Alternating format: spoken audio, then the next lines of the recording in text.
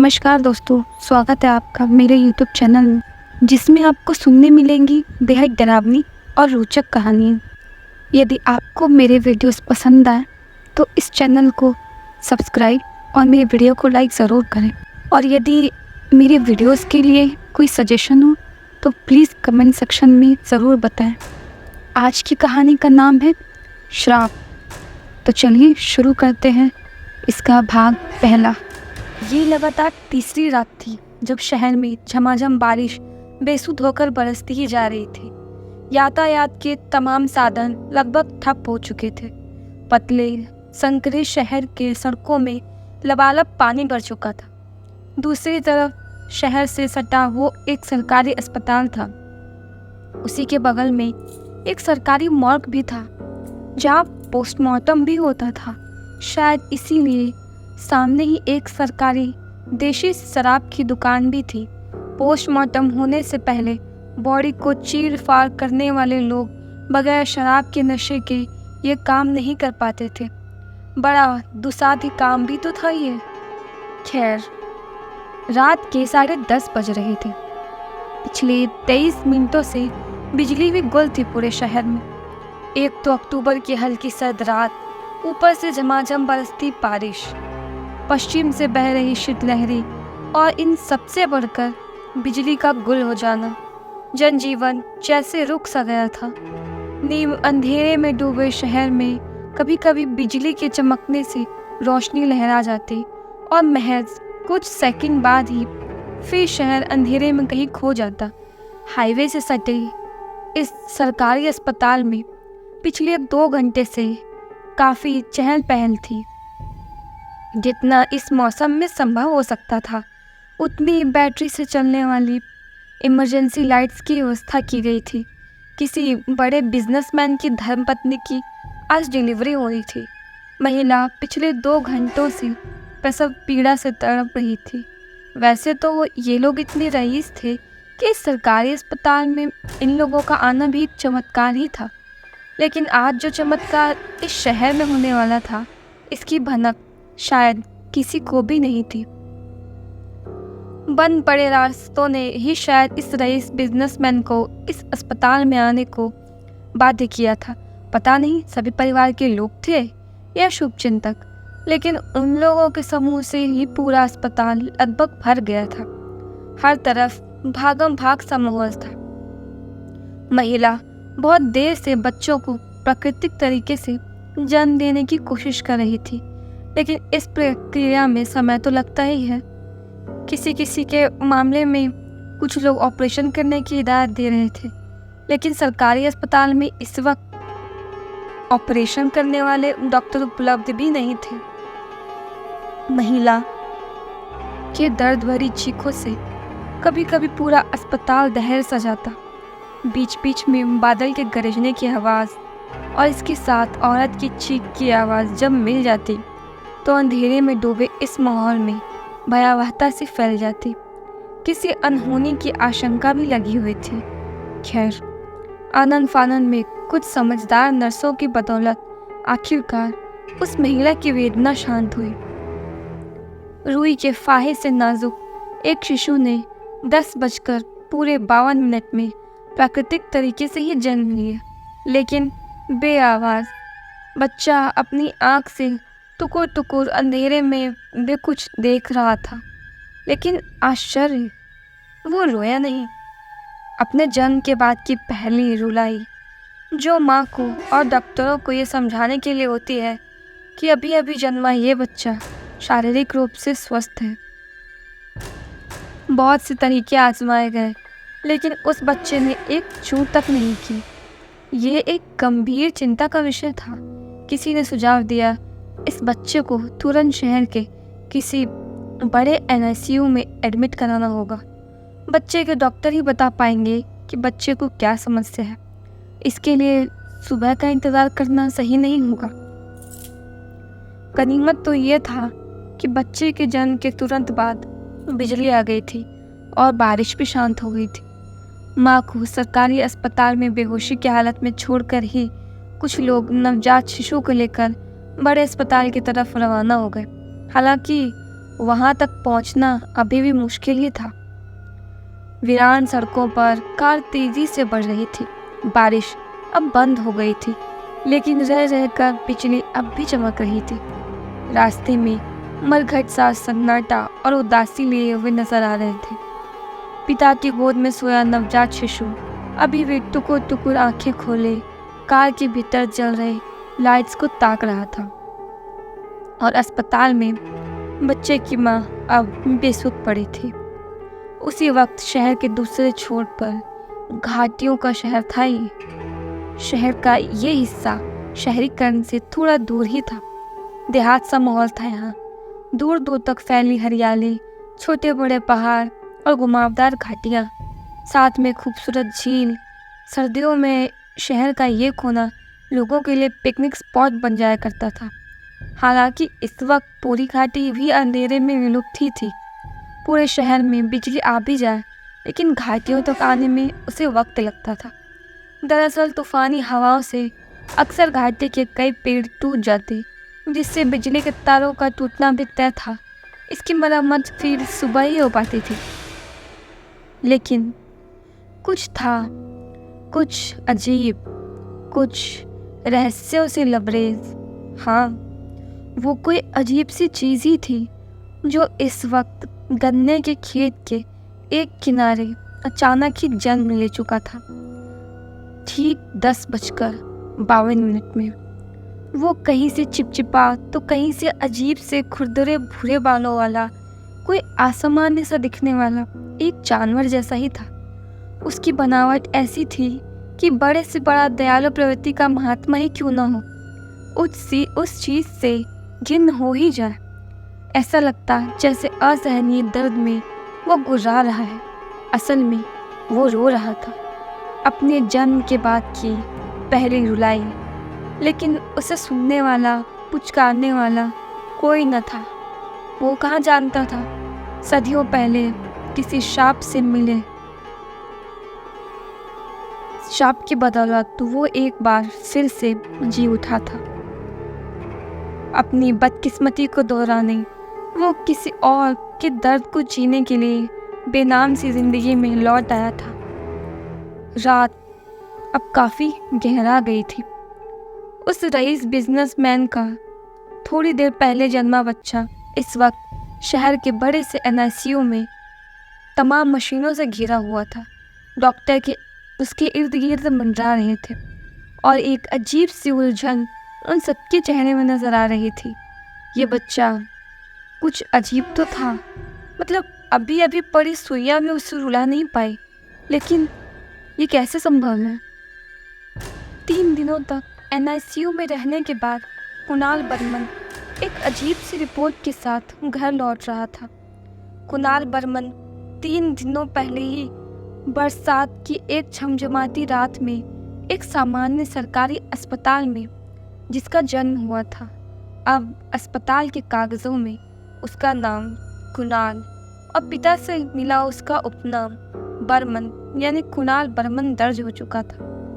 उसके पिता एक बहुत बड़े बिजनेसमैन थे, लेकिन माँ गृहिणी थी। शादी के लगभग 14 वर्ष बाद इन्हें बच्चे को जन्म देने का सौभाग्य मिला था। कुणाल के पिता अखिलेश बर्मन बहुत अधिक पढ़े लिखे नहीं थे। डॉक्टरों की रिपोर्ट उन्हें कुछ खास समझ नहीं आई। वे बस इतना ही समझ पाए कि उनका बेटा आम बच्चों जैसा नहीं है। उनकी नज़रों में वो खास था, ठीक जैसे हजारों की संख्या में सैनिकों के साथ लड़ रहा अकेला राजा खास होता है। घर में उसके स्वागत की तैयारी जोरों पर थी। वो भी क्यों ना, करोड़ों की जायदाद का वो अकेला वारिस था। उसकी माँ शकुंतला देवी बार बार अपने लाडले की बधाइयाँ लेती।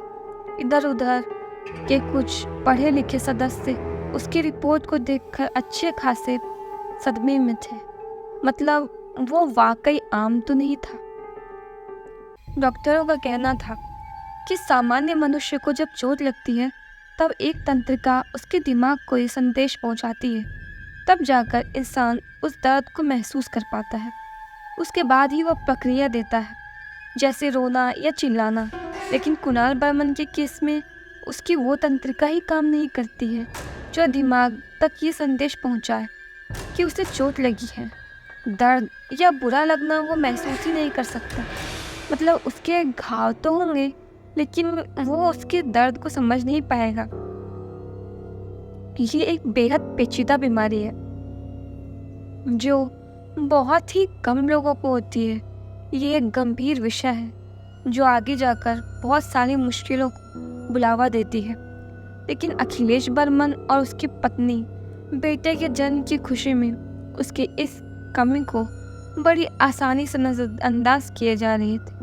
खैर, डॉक्टरों ने ज़रूर कुणाल की इस कमी को इंसानी भाषा में किसी बीमारी का नाम देकर खुद को और लोगों को समझा लिया था। लेकिन इसके पीछे की असली वजह क्या थी, ये इंसानी सोच से ही परे था। शहर का दूसरा कोना यानी घाटियों वाले हिस्से में इन दिनों कुछ अजीब सी अफवाहें फैल रही थी। लोग रात में बाहर निकलने से डरने लगे हैं। हुआ यूं ही कि 3 दिनों पहले गन्ने के खेत का मालिक रघु आधी रात को अपने खेत की निगरानी करने गया था। अक्सर रात में पहाड़ी बंदर आकर खेत उजाड़ जाते थे। रघु लगभग हर दिन की ही रात के दूसरे तीसरे पहर आकर खेतों को देख जाता। लेकिन उस दिन उसे कुछ अलग सा महसूस हो रहा था। खेतों के बीच से कोई अजीब सी गुर्राहट और एक बर्दाश्त ना कर पाने वाली बदबू माहौल में फैली हुई थी। रघु हिम्मत करके आगे बढ़ा और वो चीज़ उसे दिखा। रघु ने जैसे ही उस पर टॉर्च मारी, उसके जिस्म के सारे रोंगटे खड़े हो गए। वो आखिर क्या था? काली, बिल्कुल काली आँखें, किसी बंदर की तरह शारीरिक बनावट, लेकिन बिल्कुल अलग। शरीर का एक हिस्सा किसी पानी के जंतु की तरह तो दूसरा खुरदरे बालों से भरा, मुंह से टपकता एक घिनौने लार जैसा कोई पदार्थ। वो रोता तो उसकी आवाज़ जैसे कान के भीतर से सुइयां गुजरने लगती। कितना अजीब था ये। ऐसा कोई जानवर तो उसने आज तक नहीं देखा था।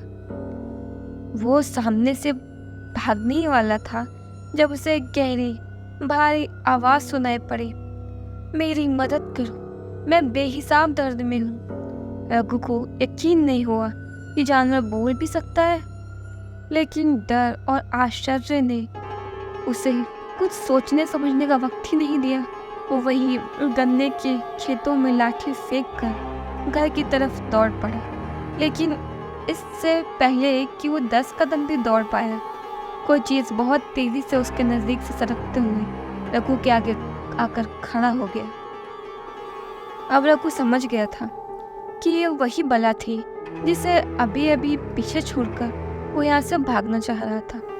उसकी काली आंखें अंधेरे में भी चमक रही थी और बदबू तो लगता जैसे पेट के सारे अनाज ही बाहर निकाल देगा।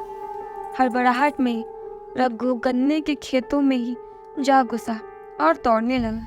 लेकिन तभी कोई उसके शरीर पर उसके पीठ में झपट गया और पूरे शरीर से फिसलते हुए उसके पैरों से लटक गया। थोड़ी ही देर में रघु दौड़ते दौड़ते अचानक गिर गया, क्योंकि उस अजीब से जानवर ने रघु के पैरों में अपने दांत गड़ा दिए थे। रघु कुछ देर तक दर्द से बिलखता रहा और फिर खौफ और आतंक के मारे वो वहीं बेहोश होकर पड़ा रहा। तड़के सुबह उसके घरवाले उसे ढूंढते हुए वहां पहुंची तो देखा रघु के बाएं पैर में एक गहरा घाव बन चुका था और कोई अजीब सा चिपचिपा घिनौना द्रव उसमें से रिस रहा था। उसके गाल पिचक गए थे, दांत अपने आप ही झड़ने लगे थे, कुछ झड़ भी चुके थे, बाल भी एकदम रूखे और खुरदरे से हो गए थे। आनंद फानंद में घाटी के कुछ लोगों की मदद से रघु को अस्पताल ले जाया गया, जहां डॉक्टरों ने उसे मृत घोषित कर दिया। अचानक जैसे घाटी में मौत का साया मंडराने लगा। लोग इसे किसी जंगली जानवर का कृत्य समझ रहे थे, लेकिन जल्द ही वे रूबरू होंगे रघु के असली गुनहगार से। इधर दिन के उजाले में किसी शातिर खिलाड़ी की तरह वो चीज़ घाटी के एक पुराने सूख चुके कुएं में जाकर बैठा था और सोच रहा था, काश रघु ने उसकी तरफ मदद का हाथ बढ़ा दिया होता।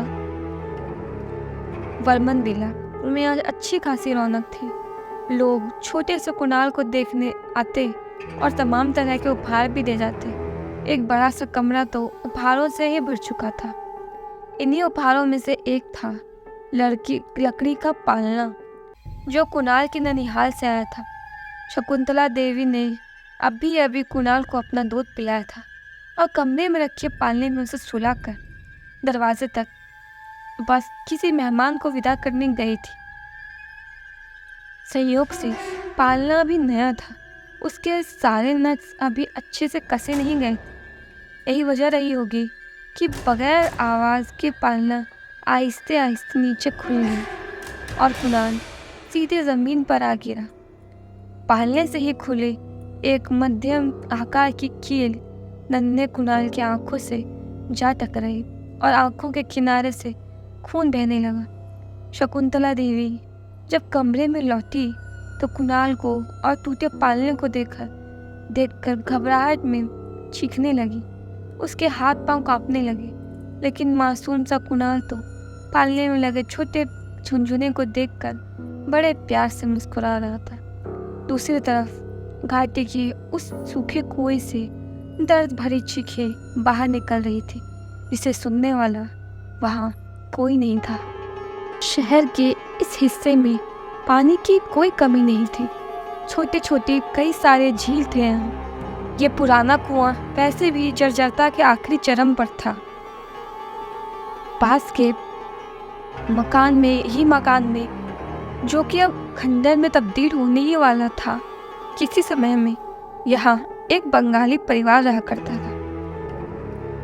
माँ, पिता और एक 7-8 वर्ष की उनकी बेटी, प्रज्ञा नाम था उसका, और माँ पिता की लाडली थी। कोई कमी नहीं थी इस परिवार को, संपन्नता से भरा था सब कुछ। लेकिन तकदीर भी आखिर कोई चीज़ होती है। बात कोई 20 वर्ष पुरानी होगी। उस वक्त ये कुआं खाली नहीं था।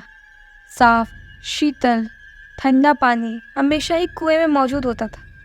उस दिन उस परिवार ने घर में सत्यनारायण भगवान की कथा रखवाई थी। बेटी प्रज्ञा पूजा पाठ से थोड़ा दूर ही रहती थी। उसकी इस आदत की वजह से माँ अक्सर उससे झिझकती भी थी। उसे शायद कोई मानसिक बीमारी थी, जिसके लिए ये परिवार अक्सर किसी बड़े शहर में बेटी के इलाज के लिए जाता था। खैर, उस दिन प्रज्ञा अपनी गुड़िया लिए घर से बाहर ही थी। घर में सत्यनारायण भगवान की पूजा बड़े विविध तरीके से हो रही थी। लाउडस्पीकर से पंडित जी के मंत्रों की उच्चारण की आवाज़ पूरी घाटी में गूंज रही थी। प्रज्ञा अगरबत्ती की खुशबू को बर्दाश्त नहीं कर पाती थी। पता नहीं क्यों धूप की खुशबू, मंत्रों का उच्चारण, दिए की लौ और सिंदूर के लाल रंग, ये सारी चीज़ें जब आपस में मिलती तो प्रज्ञा बेचैन हो जाती। माँ समझती थी इन सब के बीच प्रज्ञा का व्यवहार कठोर हो जाता। वो गुस्से में चीखने लगती। इसीलिए तो उस दिन उसे गुड़िया के साथ बाहर भेज दिया गया था। कुएं के तट पर बैठी प्रज्ञा अपनी गुड़िया से खेल रही थी। खेल खेल में ही उसकी गुड़िया शायद कुएं में जा गिरी। ना समझ प्रज्ञा गुड़िया के पीछे खुद भी कुएं में चली गई, क्योंकि कुएं में अंदर जाने के लिए लोहे की सीढ़ियाँ बनी थी। इसीलिए उसे कुछ खास दिक्कत नहीं हुई नीचे उतरने में। वो गुड़िया लेकर ऊपर आ रही थी जब उसका पैर फिसल गया और वो वापस कुएं में जा गिरी। बाहर निकलने के लिए बहुत हाथ पैर मारे उसने, लेकिन लाउडस्पीकर की तेज़ आवाज़ में उसकी घुटी घुटी सी आवाज़ कहीं दबकर ही रह गई। एक हंसता खेलता परिवार उजड़ गया। पूजा के बाद जब प्रज्ञा की तलाश हुई तो पानी से फूली उसकी लाश कुएं में तैरते हुए मिली। माँ पिता तो अपना होश खो बैठे थे। किसी तरह घाटी के लोगों ने मिलकर प्रज्ञा को बाहर निकाला और उसकी लाश को जला दिया। प्रज्ञा के कुएं में गिरते वक्त उसके सर के कुछ बाल सीढ़ियों में फंसकर टूट गए थे। काश लोगों ने प्रज्ञा के साथ उसकी गुड़िया को भी उस दिन कुएं से बाहर निकाल लिया होता। कहते हैं एक शैतान जब किसी दूसरे शैतान से मिलता है तो उसकी ताकतें भी दुगनी हो जाती हैं। फिर ये दोनों बुरी शक्तियाँ मिलकर कायनात पर कयामत बरसाने लगती हैं। शायद घाटी में ऐसा ही कुछ शुरू होने वाला था। पर मनविला में उपस्थित एक एक इंसान इस वक्त आश्चर्य में था। कुणाल के आंखों में झूले की कील का गिरना और खून बहना तो सामान्य ही लगा, लेकिन इन सब के बाद भी उन बच्चे का जरा सा भी ना रोना सामान्य तो नहीं था। खुसर फुसर शुरू हो गई, लेकिन जैसा कि सभी जानते हैं, रईसों के पीठ पीछे लोग कितनी ही चुगलियां कर लें, लेकिन सामने सिर्फ मिश्री ही बोलते हैं। खैर, नन्हे कुणाल की मुंह दिखाई की रस्म बहुत अच्छे से निपट गई। एक तरफ जहां जन्म की खुशियां मनाई जा रही थी, वहीं शहर के दूसरे कोने यानी घाटियों पर हर रात मौत का खौफ बरस रहा था। अब तो इस खौफ को नया नाम भी मिल गया था, घिनू।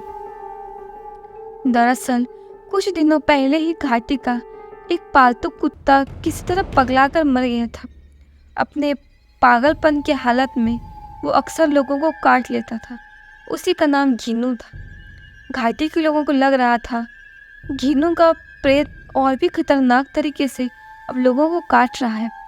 गन्ने के खेत में रघु को काटकर मरने के बाद भी उस चीज़ ने, ये कहीं घिनू ने, और 2 लोगों पर बुरी तरह हमला किया था। उसमें से एक बूढ़ी जो अंधेरे बोर में शौच के लिए निकली थी, वो तो घिनू के प्रकोप से ही मर गई थी। सुबह होने तक तो उसके जिस्म के मांस ही गलकर खत्म हो चुके थे। लोगों को हड्डियों का ढांचा ही मिला था। सुबह और कुछ बचे हुए दांत जो टूटे हुए थे। दूसरा गांव का ही एक किसान था जो अभी जिंदा तो था, लेकिन बहुत बुरी हालत में। धीरे धीरे उसका शरीर भी खत्म होता जा रहा था। पता नहीं कि कौन सा दानव था जो अचानक ही घाटी के भोले भाले लोगों को जहर फैला रहा था। फिलहाल तो घाटी के लोगों के लिए वो घिनू कुत्ते का प्रेत ही था। घाटी में झाड़ फूक वाले डोंगी बाबाओं का आना शुरू हो गया। ये बातें जंगल में लगी आग की तरह तो फैलती ही जा रही थी, लेकिन इन बाबाओं को इस बार जरा भी अंदाजा नहीं था कि इस बार उनका पाला किस चीज से पड़ा है। वक्त धीरे धीरे बीत रहा था। घाटी के लोग अब सावधान हो गए थे। उस आखिरी किसान के तड़प तड़प कर मरने के बाद दोबारा कोई मौत अब तक नहीं हुई थी।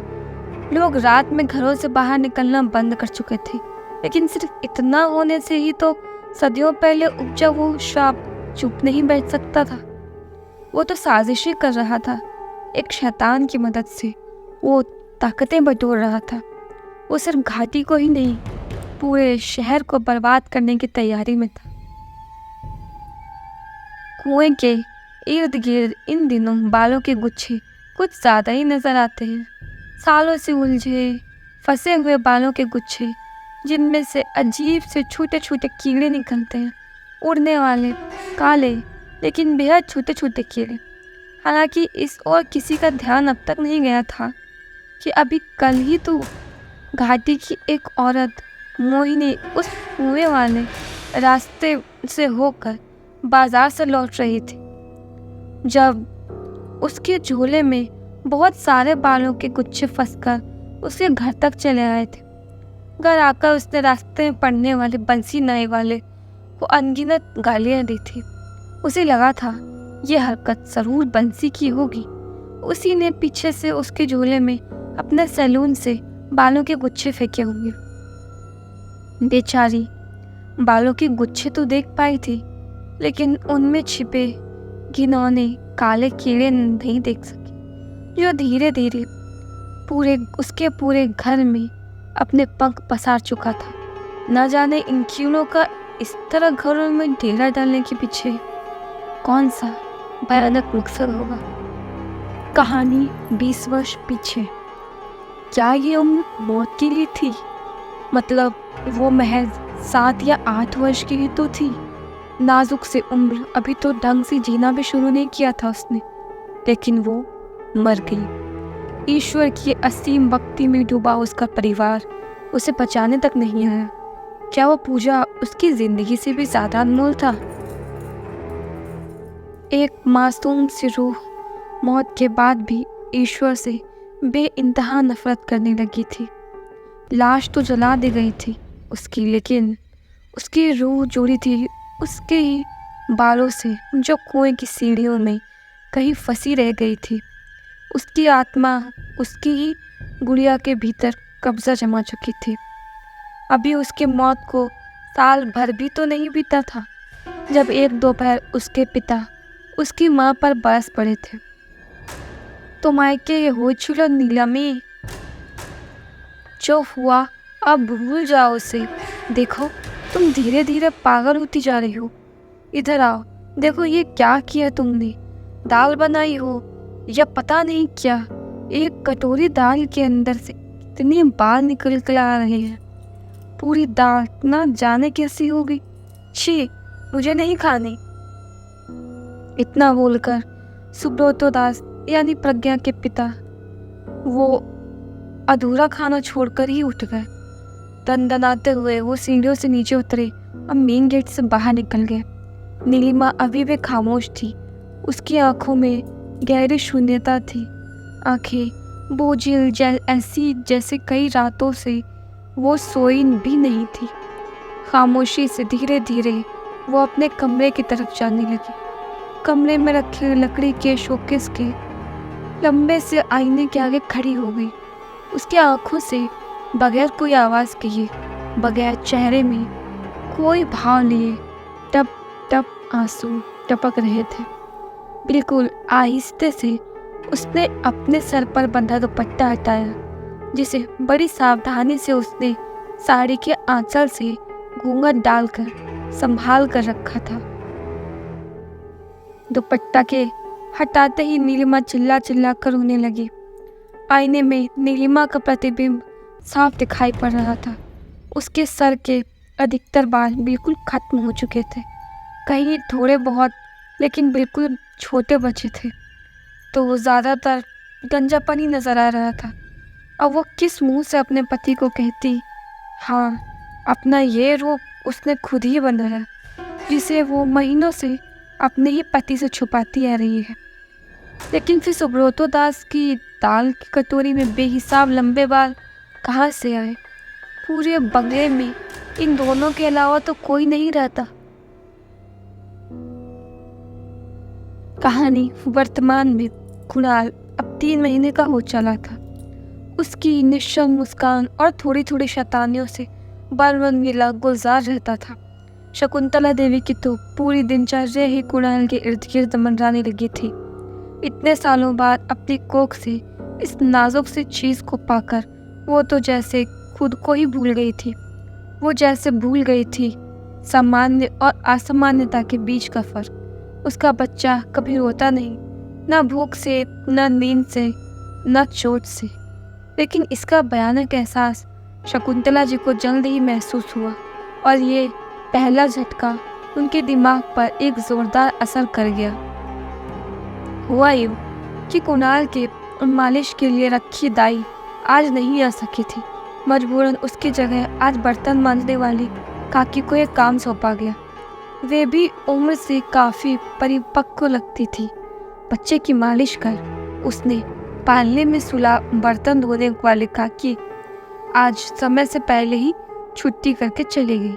शकुंतला जी ने देखा कुणाल पालने में सो गया तो वो बेफिक्र होकर अपने दूसरे कामों में लग गई। घंटे भर बाद जब शकुंतला जी ने कुणाल को गोदी में लिया तो उसके होश ही उड़ गए। कुणाल के दाएं हाथों में सूजन हो गया था। हाथ आकार से 4 गुना अधिक फूल गया था। लेकिन उबकाई लेता कुणाल माँ को देखकर मुस्कुरा रहा था। जाहिर सी बात नजर आ रही थी, कुणाल की नाजुक हड्डियों में बहुत गहरी चोट आई थी।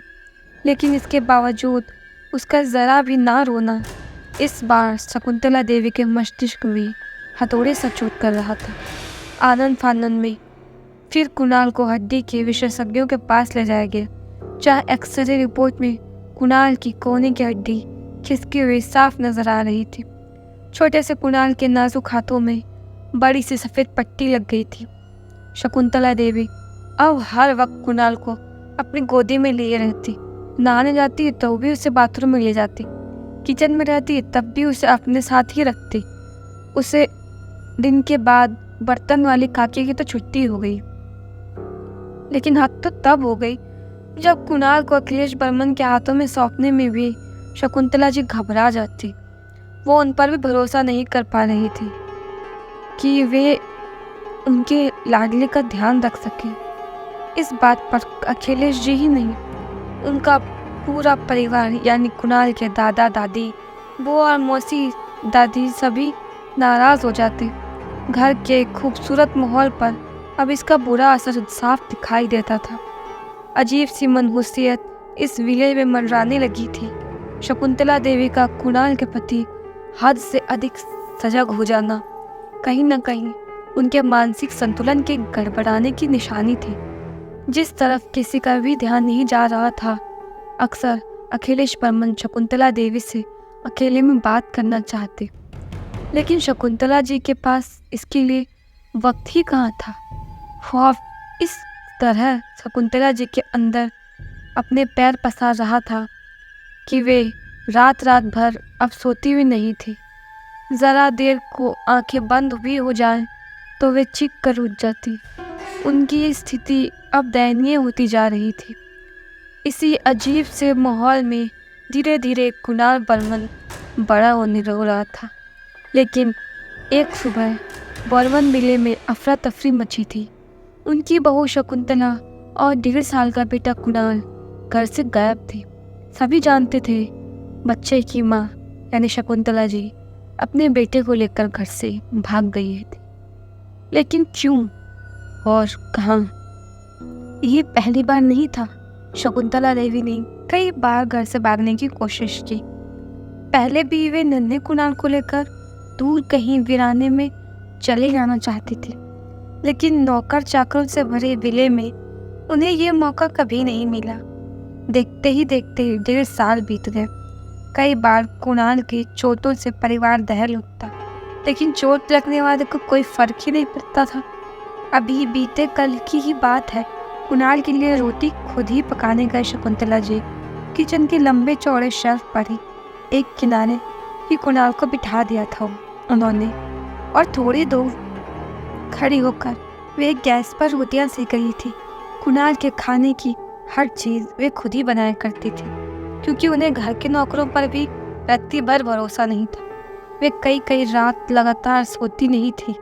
उन्हें लगता जैसे वो पल भर को सोएंगी और कोई अघटन घट जाएगी। शायद इसीलिए रोटियां सेकते वक्त अचानक ही उनका सर घूमने लगा। उन्हें लगा जैसे पूरी रसोई तेजी से गोल घूमने लगी है और वे केंद्र में है। यह महज कुछ सेकंड के लिए महसूस किया उन्होंने। फिर धड़ाम से टाइल्स लगे किचन के फ्लोर में वो जा गिरी। उस दिन घर में एक नहीं 2-2 वजह थी अफरा तफरी मचने की। जब घर के महाराज जी बाजार से घर लौटे तो उसे घर की मालकिन यानी शकुंतला जी फर्श पर पड़ी मिली। उसके सर पर एक गंभीर चोट थी जिसमें से खून रिस रहा था। वहीं दूसरी तरफ ना जाने कैसे जंकर कुणाल गैस के बिल्कुल करीब पहुंच गया था। गैस जली हुई थी और उस पर तवा भी रखा था। कुणाल अपनी दोनों हथेलियों को उस गर्म तवे में रख कर ऐसे उलट पुलट रहा था जैसे कि शकुंतला देवी को वो रोटियां बनाते हुए अक्सर देखा करता था। एक बार फिर दोनों को शहर के जाने माने अस्पताल ले जाया गया। शकुंतला जी को कमजोरी की वजह से ऐसा हुआ था। वहीं कुणाल के बुरी तरह जख्मी हाथों पे भी मरहम पट्टी की गई। दोनों रात तक घर लौट आए। पूरे परिवार ने भी भाग कर इस बार शकुंतला जी को खरी खोटी सुनाई। आखिर वाकई गलती थी भी उनकी, लेकिन ये सब खरी खोटी शकुंतला जी हजम नहीं कर पाई और वे कुणाल को लेकर घर से भाग गई। कहानी 20 वर्ष पीछे। पिछले कई दिनों से नीलिमा को घर के हर हिस्से में बालों के गुच्छे दिखाई पड़ते। बाथरूम में नहाने जाती तो उसके पैरों में असंख्य बाल फंस जाते। रोटी के लिए आटा गूंथती तो आटे में ही बाल ही बाल नजर आते। दाल, सब्जी, दही, हर चीज में बालों के गुच्छे ना जाने कैसे आ जाते। वे उन्हें साफ कर कर के परेशान हो जाती। उन्हें लगता कहीं न कहीं ये उनके ही बाल हैं जो इस दिनों बेहिसाब झड़ रहे हैं। लेकिन उनकी ये गलतफहमी जल्दी ही दूर हो गई। एक रात उन्होंने घर की किसी जंग लगी कैंची से अपने सर के सारे लंबे बाल काट लिए।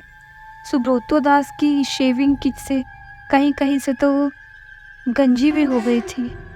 उन्हें लगा उनके बाल ना होने पर समस्या खत्म हो जाएगी, लेकिन वो गलत थी। गंदे घिनौने बालों के गुच्छे तो उनके आंगन के कुएं से निकल कर आ रहे थे। काश उन्होंने इस तरफ पहले ही ध्यान दिया होता। कहानी वर्तमान में। घाटी के लोग अब घिनों से अच्छे खासे खौफ में रहते हैं। इधर बालों के गुच्छे से भी पूरी घाटी परेशान थी। कुछ दिनों पहले ही घाटी में तमाम नाइयों की दुकान और जैन सैलून में जाकर लोगों ने हुड़दंग मचाई थी। उन्हें लगा सारे नाइयों ने मिलकर शायद ये कोई बदमाशी शुरू की है। आलम यह था कि अब घाटी के सारे सैलून वाले हड़ताल पर चले गए, लेकिन फिर भी बालों का हर जगह मिलना जारी ही रहा। अब तो खुल्लम खुल्ला गिरों के रोने की आवाज़ घाटी में लोग सुन सकते थे। हाँ, दिन में वो दिखता नहीं था, लेकिन रात में वो अक्सर किसी के छत पर या किसी के आंगन में, किसी के खेत में या कहीं भी जहाँ इंसान हो वहाँ जाकर खूब रोता और लोगों से मदद मांगता। कोई भी इंसान उसकी मदद के लिए नहीं जाता, चाहे वो कितना भी रोए या तड़पे। लोग कहते उसकी मदद के लिए वे जाना तो चाहते हैं, लेकिन डर से भी ज़्यादा वे घिनों से घृणा करते हैं। उसकी बनावट ही ऐसी थी कि लोग उसके पास जा ही नहीं सकते। बात तो अलग बगल के शहरों में भी फैल गई। कई बार रात में यह रेस्क्यू टीम भी घिनों को पकड़ने के लिए आ चुका था। प्रेस वाले भी अक्सर आ जाते थे अपने चैनल के लिए कोई नया मसाला ढूंढने। अब उन सबकी नज़र में घिनू कोई नए प्रजाति का जंगली जानवर था, लेकिन घिनू क्या चीज़ था ये तो बस उसे देखने वाले ही जानते थे। लेकिन उसे देखने के बाद जिंदा बचने वाले भी थे ही कितने, बस गिने चुने। सबको खत्म कर डाला था घिनू ने। शायद लोगों को मारकर उसे अपना दर्द कम महसूस होता था। शायद वो लोगों को मारकर अपने अपमान का बदला लेता था। उसकी मदद के लिए आगे ना आकर लोग जो उसका अपमान करते थे, ये बात घिनू को बहुत तकलीफ देती थी। अजीब सा माहौल था शहर का। इसी बीच एक दूसरे देश में एक बुजुर्ग बैठा था, किताब पढ़ रहा था। किताब जिसका नाम था श्राप। ये एक प्राचीन कहानी थी जो भारत देश के महाराजाओं के वक्त की थी। करीब 200 वर्ष पुरानी एक बड़े से साम्राज्य की कहानी थी जो संस्कृत भाषा में लिखी थी। बुजुर्ग भी किताबों का अच्छा खासा ज्ञान रखते थे। वेद पुराणों में उनका ज्ञान लाजवाब था। वे बड़े गौर से किताब पर खूब पढ़ रहे थे। किताब को पढ़ते वक्त उनके चेहरे में अजीब से भाव भी नजर आते, जैसे वे किसी गंभीर संकट को करीब से देख पा रहे हैं। अचानक उन्होंने किताब बंद की और एक पुराने बक्से में से कोई मुड़ा तोड़ा कागज निकाला। ये समय ग्रंथ, उनकी बनाई अपनी एक घड़ी या कहे कैलेंडर, जिसमें हजारों वर्षों का इतिहास, भूत और वर्तमान लिखा था। उन्होंने अपनी कपकपाती उंगली किसी एक खास तारीख पर रखी। इसके ठीक सामने वक्त भी दर्ज था, 10:52। उन्होंने एक लंबी गहरी सांस ली। वे जन्म ले चुके हैं। मुझे अब जल्द ही वहाँ पहुँचना होगा। रात के करीब 2:30 बज रहे थे। इलाका बेहद सुनसान और हौलनाक नजर आ रहा था। दूर दूर तक फैले गन्ने और भुट्टे के खेत साए साए बहती हवा में ऐसे लहरा रहे थे जैसे कोई डर से थर थर कांप रहा हो। ये एक प्राइवेट वैन था जिसमें 4 जने लगभग एक दूसरे से चिपके बैठे थे। अभी अभी खेतों के बीच उन्होंने जो देखा था वो सामान्य तो बिल्कुल नहीं था। वे वैन के भीतर थे और नाइट विजन कैमरे से अपने चारों तरफ नज़र रख रहे थे। लाख रोकने की कोशिश की थी लिली ने, लेकिन एक दबी से डरी हुई चीख उसके मुंह से निकल कर ही रह गई। उसी ने तो सबसे पहले उसे देखा था, वो जो खेतों के बीच बैठकर रो रहा था। उसकी आंखें लाल थीं और आंखों को देखकर ऐसा लगता जैसे वो अंधेरे कालीन को भेद कर उन्हीं की तरफ स्पष्ट देख रहा हो। हवा में बदबू ऐसी फैल रही थी कि कनक ने तो वैन में रखे डस्टबिन में उल्टी तक कर डाली थी। माहौल अजीब सा मनहूस होता जा रहा था। तभी जावेद ने हिम्मत दिखाई। उसने अमर से सेफ्टी जैकेट मांगी तो अमर ने खुद पहनी थी। उन्होंने एक दूसरे की तरफ देखा और आंखों ही आंखों में कहा, हाँ, वे सब यहाँ से खाली हाथ नहीं लौट सकते।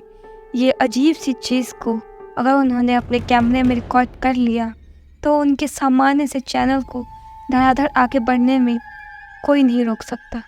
उन्हें ये खतरा तो मुँह लेना ही होगा। कनक ने कैमरा संभाला। अमर ने सेफ्टी के तौर पर हाथ में लाठी और तेज़ रोशनी देने वाले टॉर्च के ले लिए। जावेद सबसे आगे था, जो वॉइस दे रहा था। लिली अभी भी सदमे में थी, इसीलिए उसे ड्राइविंग सीट पर बिल्कुल रेडी रहने को बोला गया था। ज़रा सा भी खतरा दिखता तो वे चारों यहाँ से भाग जाने वाले थे। जावेद खुसर फुसर के लहजे में बोलता जा रहा था, दोस्तों, हमारे साथ जुड़े रहिए। आज हम आप सबको एक ऐसी चीज़ दिखाने जा रहे हैं जिसे आज तक विज्ञान भी नहीं ढूंढ पाया।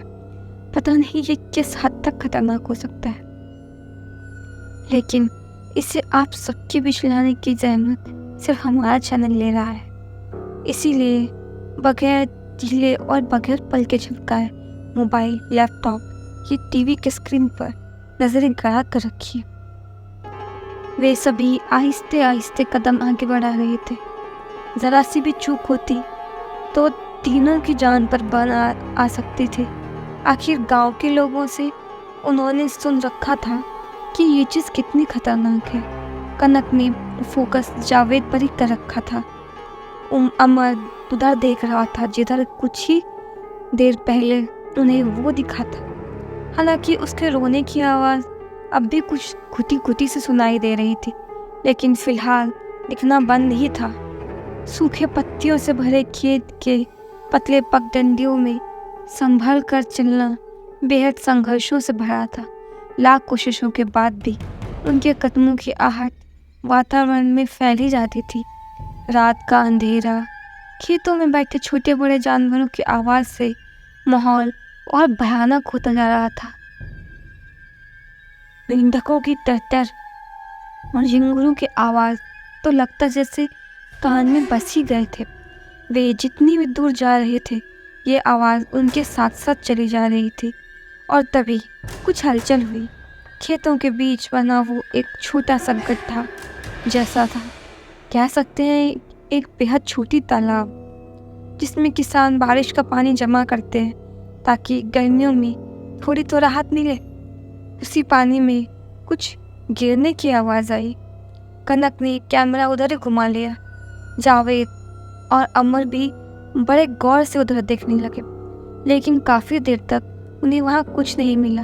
तब जावेद ने कहा, लगता है पानी में कोई बड़ी मछली होगी, इसके उछलने पर ऐसी आवाज़ हुई है। अक्सर पानी में रहने वाली बड़ी मछली जब छोटी मछलियों को खाती है तो इसी तरह की उछलने की आवाज़ आती है। हमें आगे बढ़ना चाहिए।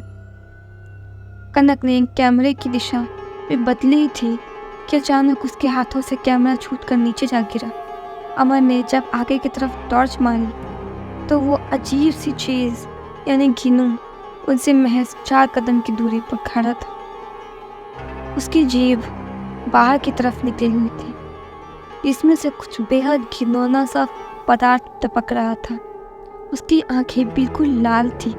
सीने की तरफ की चमड़ी जहाँ लचीली और गीलापन लिए हुए था, वही पीछे से वो गंदे बालों से भरा था। चेहरे में नाक नहीं था, होंठ पता नहीं थे भी कि नहीं इस थे भी या इस वक्त उसके लंबे नुकीले दांत ही दिखाई दे रहे थे। बस कनक को कुछ समझ नहीं आया। कुछ देर तक तो वो सदमे से गिनू को देखती रही, फिर अचानक ही वो पीछे की तरफ भागने लगी। बस यही बात तो गिनू को पसंद नहीं है और वो बिजली की तेजी से कनक की तरफ दौड़ा और पीछे से उसके कंधे पर कूद पड़ा। कनक पल भर में ही वहीं ढेर हो गई। देखते ही देखते चबर चबर की एक घिनौनी आवाज़ आई और अमर और जावेद को समझते देर नहीं लगी कि वो गिनू कनक के जिस्म का मांस चबा रहा था। उन दोनों ने एक दूसरे की तरफ देखा, फिर मुड़कर अपने वैन की तरफ देखने लगी जो अभी उनसे करीब 500 मीटर की दूरी पर थी। जावेद ने इशारे से अमर को ना भागने के लिए कहा, लेकिन खौफ के मारे अमर ने भी वही गलती की जो कनक ने की थी। गिनू ने उसके साथ भी वही किया। अभी 10 कदम भी तो आगे नहीं बढ़ पाया था वो जब पीछे से गिनू ने उसकी गर्दन पर हमला किया। गर्दन की चटकने की एक जोरदार आवाज़ से जावेद ने अपने कानों पर हाथ रख लिया। कई मिनटों तक वो वहीं खड़ा रहा और अपने दोस्तों को तड़प तड़प कर मरते हुए देख रहा था। वो ईश्वर का शुक्रिया अदा कर रहा था कि लिली उसके साथ यहाँ नहीं है। ये बात सिर्फ वही जानता था कि वह दिल ही दिल में लिली को प्यार करता था। अभी वो खुद को मरने के लिए तैयार कर ही रहा था कि एक बार फिर गिनू उसके करीब आकर खड़ा हो गया। जावेद ने अपनी मुट्ठियां भींच ली और सख्ती से आंखें बंद कर ऐसे एहसास थे कि वो खुद ही गिनू के आगे खुद को परोस रहा हो। लेकिन तभी एक घुर्राहट से भरी विचित्र आवाज में गिनू ने जावेद से पूछा, सुनो, मेरी मदद करोगे? जावेद ने आंखें खोली और इस बात पर यकीन करने की कोशिश करता रहा कि जानवर बोलता भी है। उसे देखने मात्र से जावेद को ऐसा लग रहा था कि इस घिनौने चीज़ के आगे पल भर भी टिकने से बेहतर होगा कि वो यहाँ से भाग जाए और उसके हाथों ही मर जाए। लेकिन अपनी इस इच्छा को मारते हुए ही सही जावेद ने अपने सर को हाँ की दिशा में हिला दिया। गिनू को मदद के लिए हाँ कहने वाला जावेद पहला इंसान था। गिनू के चेहरे में एक अजीब सी मासूमियत उतर आई, जैसा कि वह महज एक 1.5 साल का नासमझ बच्चा हो।